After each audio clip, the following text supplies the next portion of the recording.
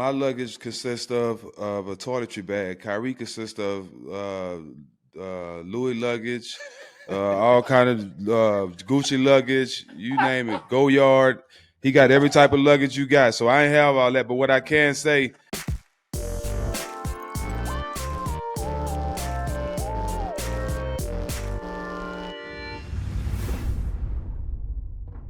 Welcome back to Unplugged, our weekly look around sports, culture, and entertainment. Jack, how are you, bro? I'm good, my boy. What's the word? I saw y'all had a great time at the gumbo wedding. Give my best to them. I heard that shit look like a movie.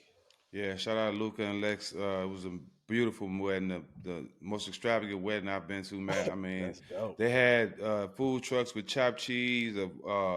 They somebody drove a fresh wooden stove to make pizzas outside. They I ain't changed nobody the playing. room in the hotel from a club to a gumbo store to after hours. It was unbelievable, bro. No expense was spared. Give Not them at my all. best, man. Tell them I say congratulations. Chicago, man. Chicago was a success. Thank you to everyone who played a part. Our Yes. team, our guests, the city for accepting us. We're definitely looking forward to getting back out on the road this fall. We'll have some recap of the live show, some Yep. of our favorite moments. We gave away a lot of merch, got to meet a lot of people. Antoine Walker blessed us. Mm-hmm. Stak, Cleo, so you got into a back and forth with the fan, which was yeah, classic. he came prepared with his jokes. He fried my ass. Cleo's Southern Kitchen blessed us. Do we remember what the dude that brought the wings was? Because them rings was fire. The ribs, Yeah. them ribs was fire. You want the smoke barbecue? Appreciate you, bro. That was Yep. amazing. The entire show drops tomorrow. Then we were also excited as we were out there. We got a chance to sit down with the one and only Ronnie Field. So stay tuned Yes.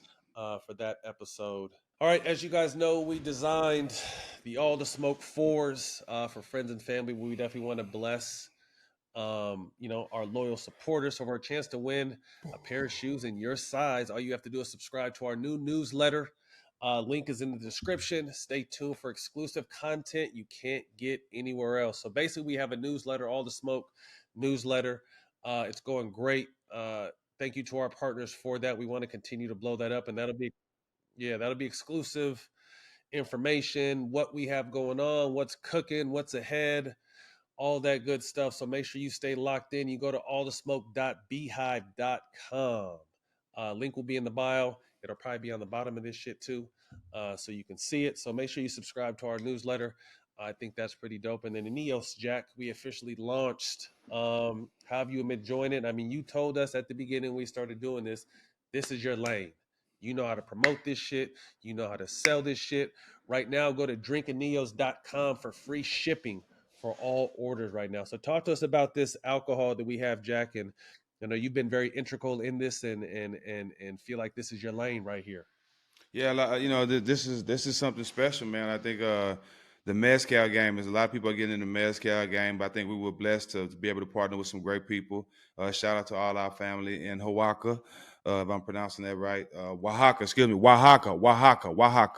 Oaxaca, Mexico. Man, they doing a great job out there. We got to get out there and meet our family and friends. But yeah, man, it's best served cold, Matt.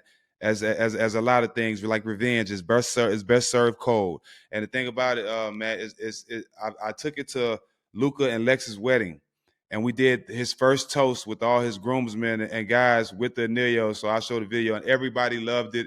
Everybody's dying to get more bottles. So right now, we're in the process of getting into the right hand, getting to all our friends and all our celebrity friends that we know, so people can get the taste. So because we're gonna let the product speak for itself. Definitely, definitely. That's again drinkaneos.com. Use promo code free or use code free shipping for all orders right now for free shipping, man. So stay tuned. We got a lot of dope stuff. And then Jack, something I know you're very excited about, and we're very excited about. ATS Fight. All the smoke is now in the fight space, which will include boxing and MMA. You Mm-hmm. had a show you started at our old company, Fight Town. You've been able to bring that over and relight the fire. And the first episode is out right now with Roy Jones and Benavidez. So tell us a little bit about that and how fun it's been getting that back on track. Man, you know how I'm excited and how much I love boxing, man. I think to be able to get the show off the ground again under ATSP is beautiful, man. Was able to get down to Miami, spend some time with Roy Jones, pick his brain, learn what he think about the boxing game right now. And Benavidez said that Roy Jones is one of his favorite. He used to watch him growing up, so we popped up on Benavidez and was able to see Roy give him some tools. So I'm just excited to be in the boxing game, Matt. Excited to where we're going and the things that we have in store moving forward for this game. It's exciting. Yeah, definitely, man. Our ATS fight coming soon. We got a lot of other verticals coming soon that we're excited to announce. So, man, so we're gonna be across all the boards and all the sports, man. So make sure you guys stay locked in. Now we want to welcome our brother to the show, three-time NBA champ, basketball guru, one of the best minds in the Yes. game. Teaches everyone from children's to the pros. Um, we're gonna talk NBA Finals and the landscape of women's basketball. Welcome to the show, our brother, friend of the program, Phil Handy. Phil, welcome to the show, man. We appreciate you. Obviously, legendary player development guru, NBA assistant coach, three-time NBA champ. Damn, that shit sound good. Phil, what's going on, man? What's up, Matt? Man, it's always a pleasure to be here with you guys, man. Thanks for having me. It's good to see you, man. See, we're catching you right before workouts, right? Yes, sir. Out here at the Sports Okay. Academy, man. That's kind of where I spend a lot of my free time. Got some workouts Right, coming in right. this morning. Okay. Dope. So, I mean, obviously, someone who's been in the finals a lot, kind of just being able to be a spectator and a fan, obviously, of guys you've trained who are in the finals. What have you thought about the finals thus far? Man, this year has been it's been an interesting finals. I mean, I think that the first couple games in Boston, a lot of people are like Dallas is done, but I mean, really, what Boston's done is just taking care of home court advantage, and that's what you play for throughout the regular season, right? To have home court advantage to where you can sleep in your bed in the first couple of games and hopefully take care of that home court. And I think obviously the first game, Boston shot the lights out. They couldn't miss. Having Porzingis back has been big for them. And then I think game two was a lot more competitive, right? You kind of saw Dallas make some adjustments, played a lot better game, a little bit closer.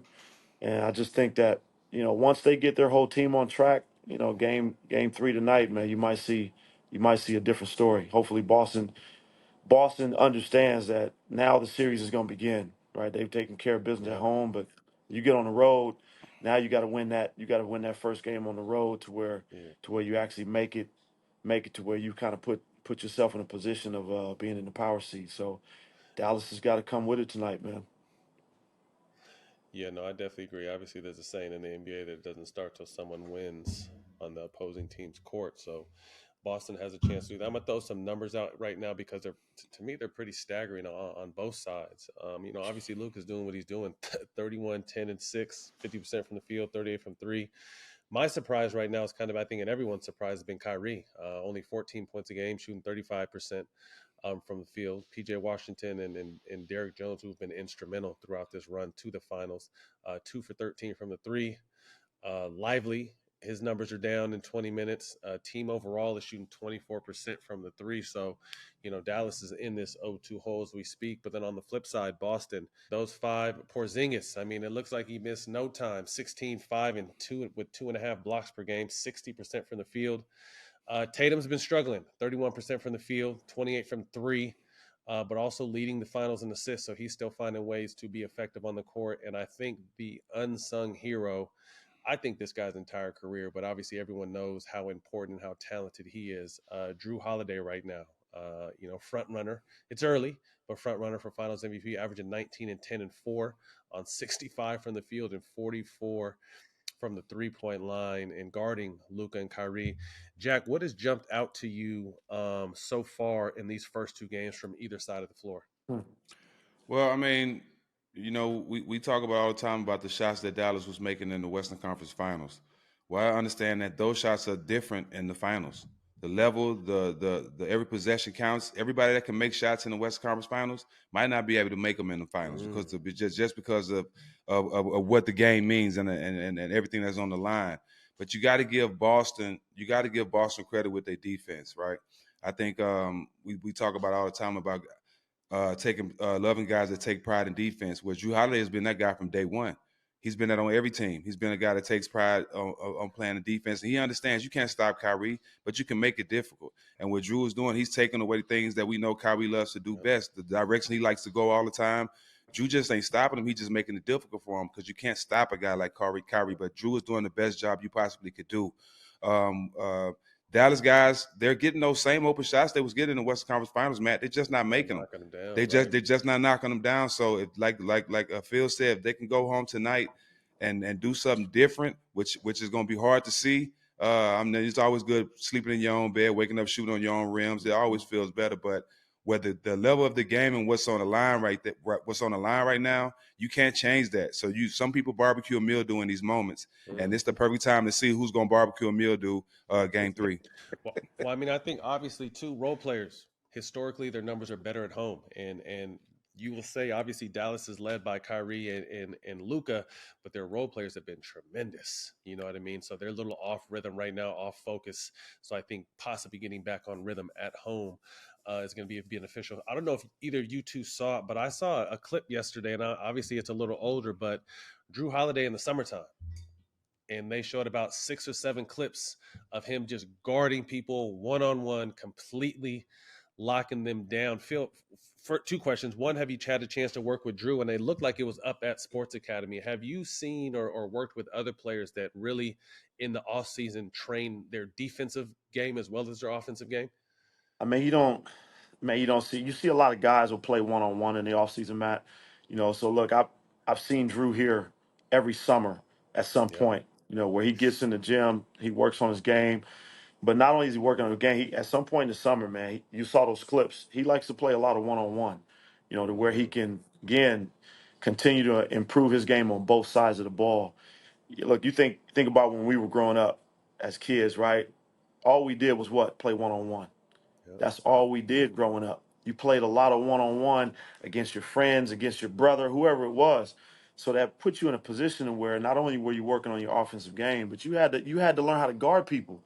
There was nobody else around, so you had to be mano a mano and have that. I think today's player, they miss that a lot. A lot of guys don't like to compete in the summertime in that sense of, well, let me be on an island. Let me see if I can stay in front of 3 or 4 different cats in the summertime and really work on my individual game.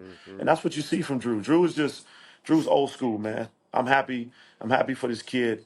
I think Boston, in the sense that Boston won, they won the trade. They won the whole trade game. Yes.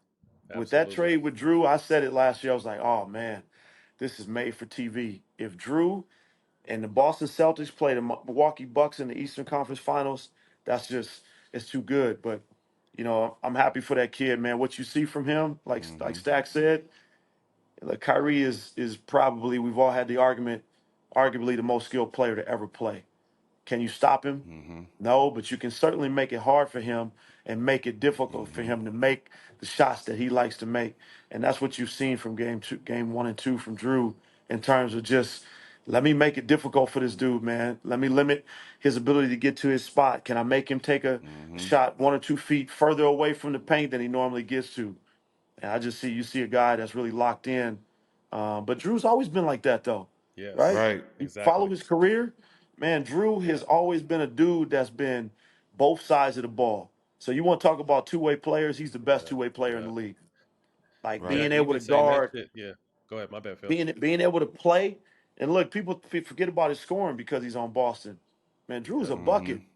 Hell Don't yeah. don't get it twisted. That man's been a bucket his whole career, but he's accepted the role of, let me kind of put my offense to the side and let me be this guy that Boston needs me to be so we can win this ship. Yeah. Right. I mean, we've been saying that shit since we started this show almost 5 years ago, Jack. I mean, the most underrated player in the game. Obviously, I don't think he's Yeah. underrated. I think people are finally starting to see, with him going to Milwaukee and now with Boston, I mean, what he's been able to bring. But like Phil, we've been knowing this. We've been seeing this shit ain't new. It might be new to some people because they didn't get a All chance right. to see him to play on the biggest stage, but he's been doing this. There's been 36 instances in finals history where teams have gone down 0-2. 5 teams have ever come back and won the finals. Phil, you were on the staff in 16 that was down, 3-1, was able to come back and change the game. In that locker room at that time, was there a shifting point? Was it coaches? Was it more players? What was the focus and the attention to detail that kind of flipped the switch for that 16 tremendous turnaround? Man, I started with T. Lue. Like T. Lue was, he was just calm, right? T. Lue and Bron, man, they were so calm after, I think it was Game 4, right? We were in Cleveland, and the Warriors beat us Game 4, and we went down 3-1. We got into that locker room. T. Lue's message was there was no panic. The locker room was actually pretty calm, pretty quiet. Guys, nobody had their head down. But the message that T. Lue gave to the team immediately was, listen, we got one game to focus on. If you guys don't think we can go to Golden State and win this next game, do not get on the plane. Those were his exact Mm, words. And Mm-hmm. Bron had the same sentiment. And I think the whole shift, right, was obviously when people think about when you're down 3-1, you start thinking about all the other games. There's only one thing that you need to think about, and that's the the next game game. ahead. How Yep. do we win this next game? That's it. That was one of the major things that people don't understand when you're in that kind of a hole. Man, just one game at a time. So we got on that plane. I think some of the adjustments we made, we played Richard Jefferson more. Richard Jefferson was on the floor, and we may have, if I'm thinking correctly, we may have even started Richard game 5. He might have started in place of Kevin Love. Kevin had a little bit of an injury. I don't want to misquote, but I believe Kevin had an injury. We might have started Richard in Game 5, which which was at that time, and Richard was just a plug and play guy for us. He could stretch the floor. He could guard multiple positions, and Kev accepted it and came off the bench. Game 5, still played well, but man, obviously Kyrie and Bron, they carried a major load in that Game 5 series, and that was the real focus, right? We didn't think about nothing else.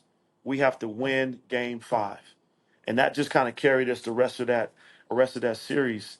Um, they played that Game 5, and we got back to Cleveland. Man, we all knew if we get back to Cleveland, our fans are gonna help us carry this thing to Game 7.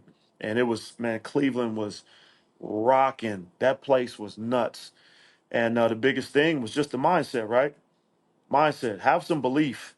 Yeah, we're in this hole, but have some belief. Golden State's a great team, but we felt like we were a great team too. And the guys were just locked in, man. They were locked in for Game 5 to do whatever it took to win that game. So you guys go home. Obviously, had the crowd behind you. Game 6, get that win. What's that locker room like pre-game, Game 7 in the Bay? I'm sure you guys are just full of confidence. Well, even before we got to Game 7, Matt, there's a story of T. Lue. T. Lue put some money. He put some money in up in one of the rafters. You know the goal. Remember the old Hmm. Coliseum. Yeah. T. Lue put some money up in one of the rafters and said, "Look, man, I'm leaving this money here. We coming back here for Game 7. This money gonna be here when we He did get that back." after what? Game 5 It was Game or Game 5. 4? Oh, Game 4, Game. 5. Excuse me, I, 5. I, I can't remember what game it was, but he Uh put that huh. money in. He put that money in the rafters, and we had to go back to Cleveland and win Game 6, and Uh we had to huh. come back for Game 7. But the locker room motivation, like I said, started way before that, man. And the mentality of just taking it one game at a time, it carried over. When we got to Game 6, we weren't thinking about Game 7. All we were thinking about is, hey man, we're here in Cleveland. We got to take care of this game. Let's handle business first. Keep your mind, keep your mind locked on what's in front of you. And that was all we thought about. But when we got back to Golden State for Game 7, all T. Lue and Bron and the rest of the guys we talked about was like, man, this is what you play for. This is what you live for. Game 7 in the NBA Finals, right? Now it's anybody's game. Anything can happen. And the main thing was just go out and play. And I remember the Game 7, man. We had a decent first half. I think we were down 8 at the locker room. And we came in the locker room, and T. Lue was just like, look, man, we got 24 minutes. Somebody in this, all of you, some of you, somebody in this locker room got to step up. We came out of the locker room. I think J.R. Smith scored the first 8 points, kept us in the game. And that was just something that was huge for us because he made big shots at the beginning of the third quarter. And from that point on, man, it was just what? It was back and forth. 1 point game, 2 point game, and it was that game came down to the final 4 minutes. Nobody was really scoring. Then you have Bron with the block, you got Kyrie with the shot, and then you got Kevin Love with the stop. those 3 possessions, man, are what kind of sealed that deal for us in that game 7. Tough. Jack, as a scorer yourself, put yourself in Kyrie's shoes. First 2 games back in Boston, hostile crowd, obviously struggle. 14 points a game, 36 from the field. What is your mindset knowing that you're going back home and that the team really needs you to score? How do you get yourself going in those if you're in that situation? Well, my luggage consists of a toiletry bag. Kyrie consists of Louis luggage, all kind of Gucci luggage, you name it. Go Yard. He got every type of luggage you got. So I ain't have all that. But what I can say, Kyrie has enough intelligence on the court to switch up his luggage and pack a different bag. So I think he's gonna come to the game tonight. If I was him, I'd catch the ball to the basket more and start using my post game on Jrue. Jrue moves his feet more than anybody. But Kyrie has one of the best shooting guard, point guards, post games we've ever seen. So if I was Kyrie, I wouldn't work so hard. I'd start catching the ball a little closer to the basket, lay off the pick and rolls. I only do the pick and rolls in transition. But in half court, I catch the ball on the block where I can look to see where the double come from and get my 1-2 jumper going, my 2 dribble jumper going. That's different, putting the PG on the block. But if there's any PG in the game that could do that, it's him. Man, Yeah. Hey, that's part of Phil, his luggage, as Stak say. That's part of his absolutely. luggage. Absolutely. Phil, I'm putting it out here because I know it's going to happen in the future. You're down 0-2, man. You're you're Yeah. you're going back home 0-2 in the finals. What's your message to your team? Ah, man, listen, they the main message is right. They took care of business. Again, like we talked about, I think a lot of people want to get all hectic and start panicking. They won their first 2 games at home. They did what they were supposed to do. Can we Right. go and steal one? That's the mission. But all right, we didn't steal one. Now we're at home. Our job is to take care of home court. Message is simple, man. Like, right? Don't get over, never too high, never too low. That's why it's a 7-game series. Now we're at home for game 3. Let's lock in and take care of business at home. I think the biggest thing for Kai, look, man, Kai is a bucket. Kai is a champion. People forget that too. Kai's got a lot of NBA Finals experience. He's been down 0-2 before. He's been down 3-1 before, right? I think the thing for Kai, Jrue he's just a dynamic defender. How much can you get Jrue off of his body, right? Stak talked about taking him to the post. I would be in the sense of, Dallas has kind of played their style of basketball, has got him to this point. They got 2 of the best closers in the game. How do you get Jrue off of Kyrie's body, right?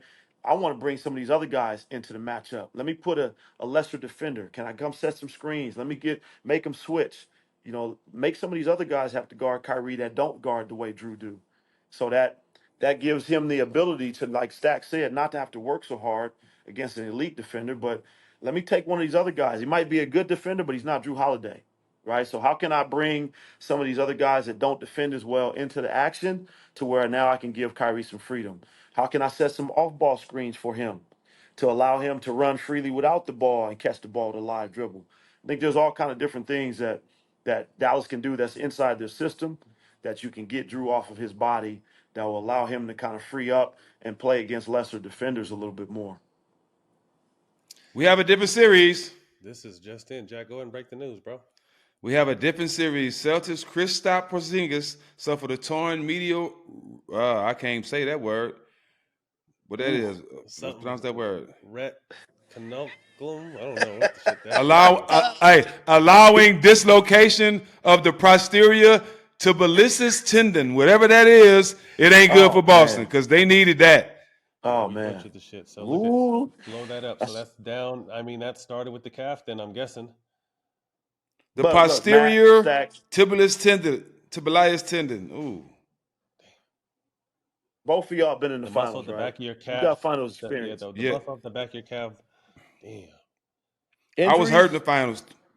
man, Yeah. but Yeah, part we've of it, all man. been like the injuries are just that is an unfortunate Everybody part of this hurt. game.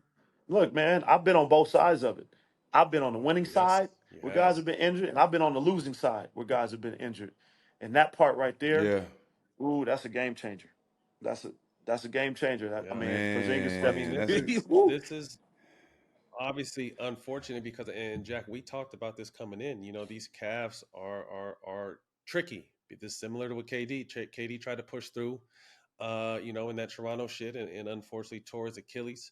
We're hoping this isn't as bad for Porzingis, but I mean he's out now due to the it started with the calf strain, so this completely Mm-hmm. changes the trajectory, the energy of this series, and Dallas has to take advantage of this. Matt, we in '03 game, I think game 2 or 3, Dirk go down in the Western Conference Finals in Dallas against when I was with the Spurs. You think that didn't help us in that series, bro? Mm, That's big. That's big. That's big for Dallas. I ain't saying Dallas should be like, oh yeah, we gonna win now because of Porzingis, but that's a big notch that somebody that y'all don't have to worry about coming in and giving 10, 15 points and yeah, 4 or 5 blocks. and He was length, changing a lot of shots for length. them. Yes. Yeah. Tim McMenamin from ESPN, Missoula says this is a serious injury and the Celtics medical team will make the decision about Porzingis' availability, doing anything and everything he can to be able to play, Missoula said. And this is, I don't like this. I just don't like this. And obviously it's the finals and we've all, been players and Phil, you're on the coaching side now, but I think this is a sign right here. You know what I mean? And as bad as this championship is to this team, do you risk this guy's possibly further damaging his body? Jack, I'm gonna start with Matt, you. you What, you what, what, you what know, man. I mean, look, certain guys, right? You make it to this point in your career, you in the finals, you're gonna do everything you can going to for play. it? So it might not Yes. even be medical, right? It could be the medical saying no, and he's like, no, I'm playing. Sometimes Right. Matt, Mm-hmm. you guys, we've Yeah. all played with players. You guys are built like that too, right? You Yeah. go through your whole career and you're gonna give every opportunity. Man, I'm trying to play.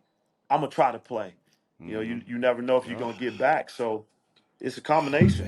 man. I think it's a combination, man. Depends on what kind of mindset Kristaps has and where he He is, has, right. knowing his And body. he's been injury ridden. Not to cut you off, Phil. He's someone who struggled with injury throughout his career. We've seen, the ups and downs, unfortunately, of his journey. And when he's healthy, he truly is a unicorn. Jack, your thoughts with what we just heard on the injury, and then now that he's still trying to push through as well. Well, I mean, I just don't see it happening. He pushed so hard to be able to play in the finals. Remember, they was talking about he wouldn't play game 1 or 2, but Yeah. that extra Mhm. time gave them, Yep. Yep. you know what I'm saying, gave him a little bit more time to rest. He don't have that time now to rest. It's a every other day thing, and like Coach like Phil said, either you got it or you don't.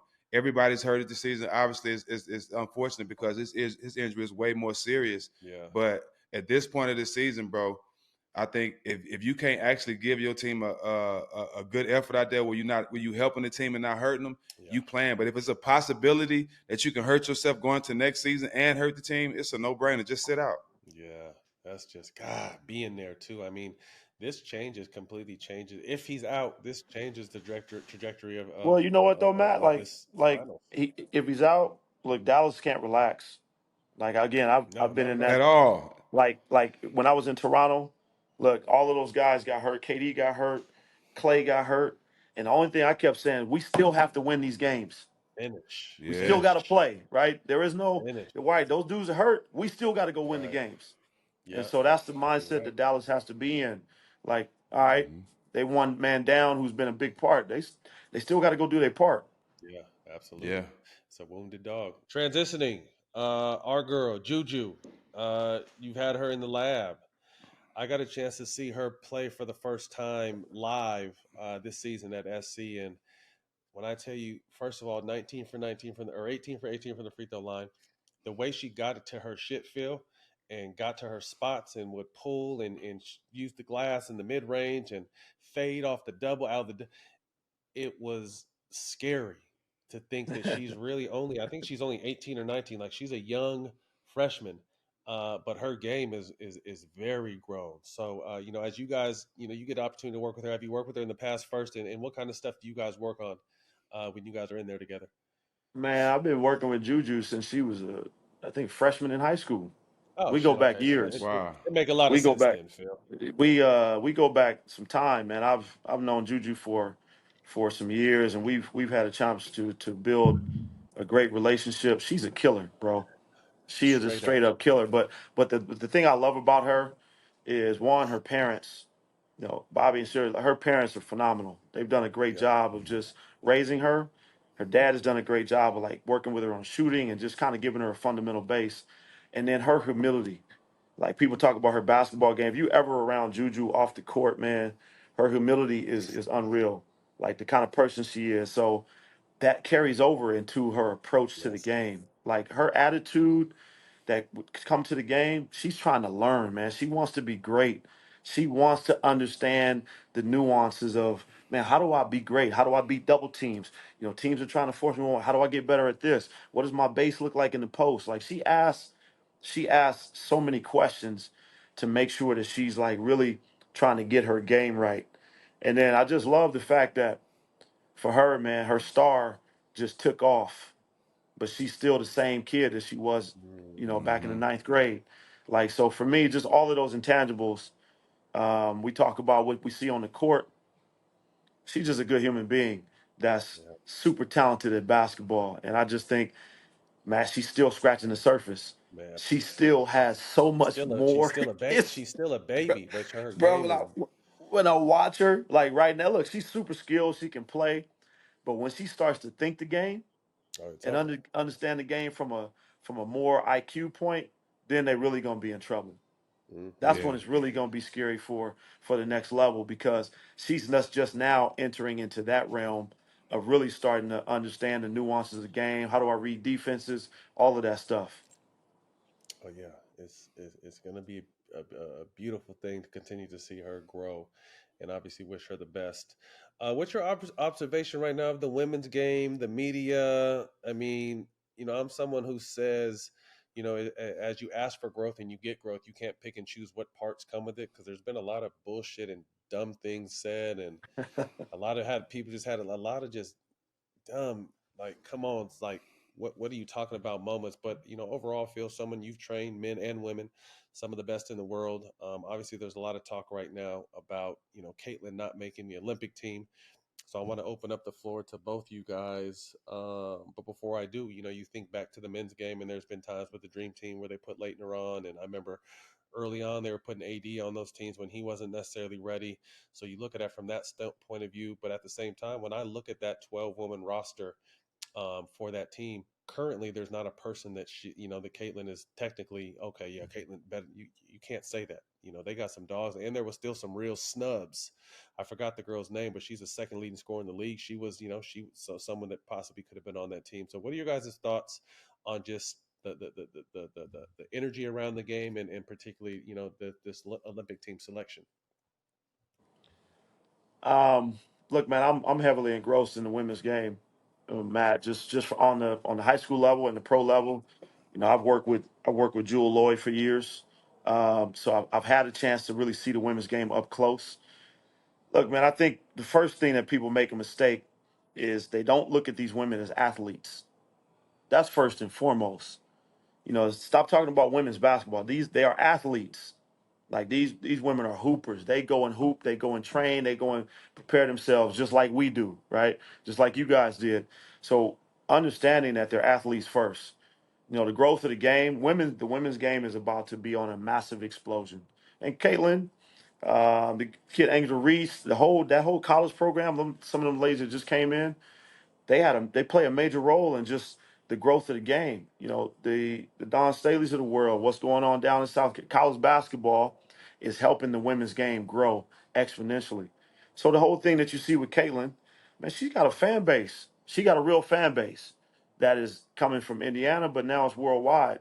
And so the growth of the women's game, like you said, Matt, it's gonna come with good and bad.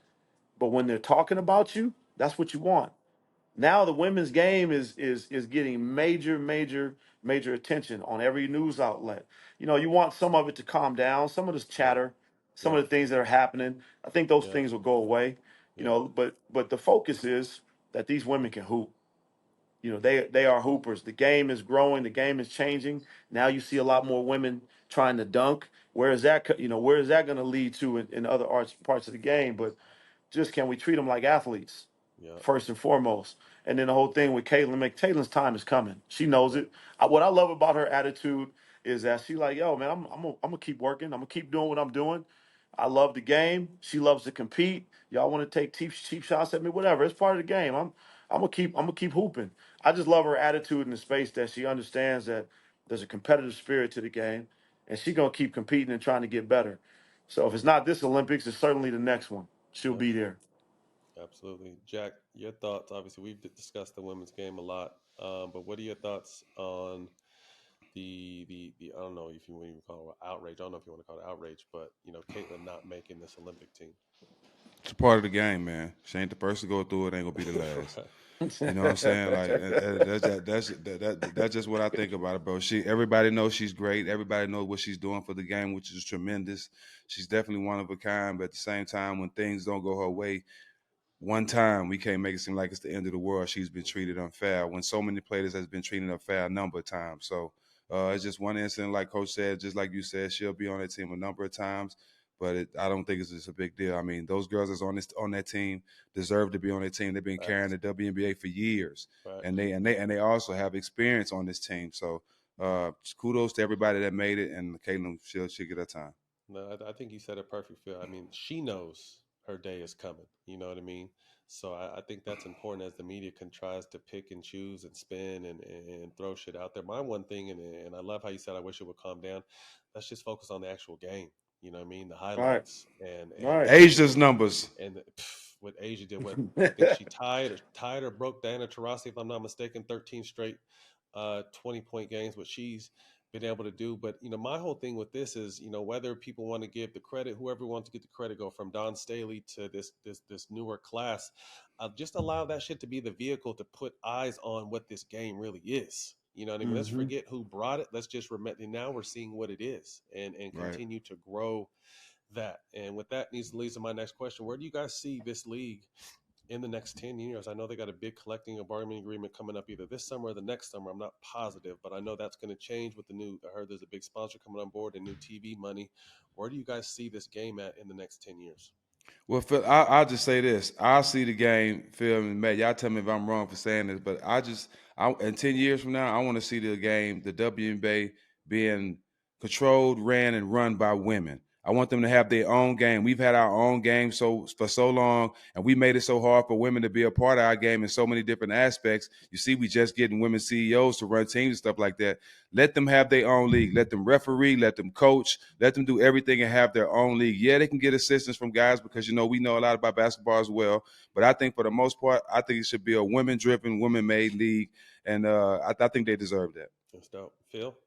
Man, it's coming 10 years. I wouldn't even say 10 years. I'm the next 5 years. The Uh-huh. league is going to have massive growth from the incomes to now they've switched over. Now the ladies are being able to. Some of them are traveling private, which is a huge thing for them, right? Not having to Absolutely. walk through airports at 5 o'clock in the morning, being able to have their own Right. charter flights. Yep. The stepping stones that they're taking. I think the more visibility to get, the more the TV contracts are there. In 5 years' Mm-hmm. time, man, I'm hoping to see that the W is doubling the contracts of these ladies, the coaches, Wow. anybody that's involved with the W. Everybody experienced massive growth. I think in Nice. 5 years' time, man, I think it's just going to be, you're going to see another swing, right? You're going to see more what you're seeing this year, sellout arenas. Right now, they're having to move venues. I think they moved Yeah. the Caitlin Clark game from a 4,200 seat venue to the major venue was over 20,000 people, and they sold out. You're going to see more of that. They And I said just they think sold, that, not to cut you off, Phil. They said they sold when they went up to the new venue, 16,000 tickets were sold in 30 minutes. I mean, you see what I'm saying? Like that's where it's headed. The Yep. game is only going to continue to grow for them on a major scale, and Yep. everybody's going to be winners from it. Yep. I know, Phil, we got to get you out of here soon. One more big question we wanted to ask. Obviously, the NBA international takeover is here, and the number of consecutive international MVPs. The game is obviously growing. I think this is David Stern's vision the whole time, was to grow it to a global game. The global game is here. Is there, as someone who trains kids to pros, is there anything you can put your finger on that is why there's been such an influx in talent and kind of almost and this is not a disrespectful, it just is what it is, kind of a Yeah. watered down on the American side. Look, man, a lot of people. I played 8 years in Europe, my career. What people don't understand, their system of youth basketball is totally different. So you look at guys like Luca, you look at guys like Jokic, the Tony Parkers, even Wemby. Right? You can go back and look at the history of guys from Europe that have come into the states. These guys are playing pro basketball when they're 16, 17 years old, right? So most of our 16, 17-year-olds are still in high school. Their system Some of of how them are they, freshmen too, by the way. 16 and yeah, 17-year-old freshmen, which is fucking yeah. crazy. But go ahead. That's another story. So their system, right? What they do, the club teams, the youth team, every pro team, they have junior teams. And in those junior teams, these kids are already learning how to, one, be a pro. What's the schedule like? They're learning how to be in a sense of just learning how to play pro basketball. So their advancement in the team concept, they may not be better individual players, so to speak, or they may not be as athletic or skilled as some of the kids that we have here, but they know how to play the game. There's a difference. Mm, There is a huge difference in terms of what we're doing in the AAU culture. Now, not every AAU program is bad, but if the AAU culture would take more of a stance of how do we develop our players, one, not only individually, but how do we develop them and understand how to play basketball, off the ball, on the ball, pick and roll reads, the passing game. I just went to Italy to watch the Adidas Euro camp for all the top prospects.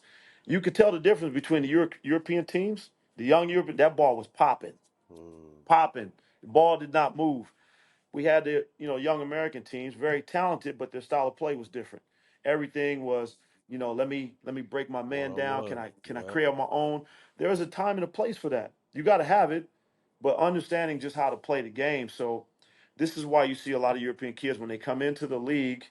Yes, again, they may not be as individually talented as our High players IQ. here, but they understand how to play. You can plug them into a system, most of them, and they don't fit. They're not out of place. They play with pace. They play with speed. They make quick decisions, right? All of these things which are really important to the game. That's the difference. We still have so much talent here in this country, but I always tell people, because I do spend a lot of time with youth, the youth coaches in this country are the most important coaches in the world. Why? Because they set the foundation of what they're teaching Foundation. these young athletes, right? How they teach them. That's so important, man. And then they either have the ability to make them play, make them want to continue to play, or they make them want to quit. So the youth coaches have a huge responsibility. If you want to be a youth coach, you better learn the game. Learn how to teach, not just learn how to teach your athletes how to dribble, but learn how to teach them how to play within a system. That's what you're seeing, Matt. And that's why these guys are coming into the NBA, and they're just a little bit more polished on the whole scheme of the game, right? That's Yep. what's happening, man. Yep. Phil, before we get you out of here, Swish Cultures. Speak to what you're trying to do in the content space and where that idea came about. Man, Swiss coaches, man, I want to say I've been with Swiss coaches since their very beginning. I've known Swiss coaches going back to 2014 when they were, a really small online presence. I met Jordan, and I invited him to the gym, and now to see, man, what they've done and grown into is phenomenal. Look, I'm not really a guy that's really trying to be into the content space, but I do have an online presence, from my Instagram and some of the things I do with my app. I'm always all about just sharing the knowledge that I have, Matt Stack. I think a Hmm. lot of people look at me as just a quote unquote player development coach, man, but I've been doing head coach stuff in my role for the last 4 or 5 years. So my knowledge of the game goes way beyond player development. So some of the stuff Yep. I just love to Hmm. watch, right? I'm free. This is the first time I've been this free in my career. So being able to sit down and watch some of the games that are going on, man, I get enjoyment out of breaking down certain actions, being able to see certain things, and then maybe just help people understand some of the other nuances of the game, what goes on within the game. So Right. some of these things I'm doing with Swiss coaches is really just to kind of share bits and pieces of knowledge, help people have a more in-depth understanding of what's really going on, what players are looking at, what are they seeing, how are they setting up their movements, just to kind of give people a little bit more insight on what the game is Yeah. is doing from a higher level. Well, I love it. I love it, Phil. Thank you for continuing to share your knowledge and bless us with your knowledge because there is a lot over there. You know, obviously a free agent right now, so best of luck. I know you'll land on your feet. You're one of the brightest minds in this game, so definitely looking forward to seeing where you land, man. So Appreciate again, that. thank you for your time, and we will talk soon. Hey Phil, I appreciate you, bro. My son just graduated high school, so I'm gonna get him out there. My man. He need that blessing. Cool. Yeah. Come on, man. We here, man. I appreciate what you guys are doing, Appreciate it. man. And And I'm I happy for appreciate you, guys Phil. to You ain't grow. never told me Y'all no, brothers so you keep my going, guy. man. All right. Well, that's a wrap. Unplugged. You can catch us on all the Smoke Productions YouTube and the DraftKings Network. We'll see y'all next week.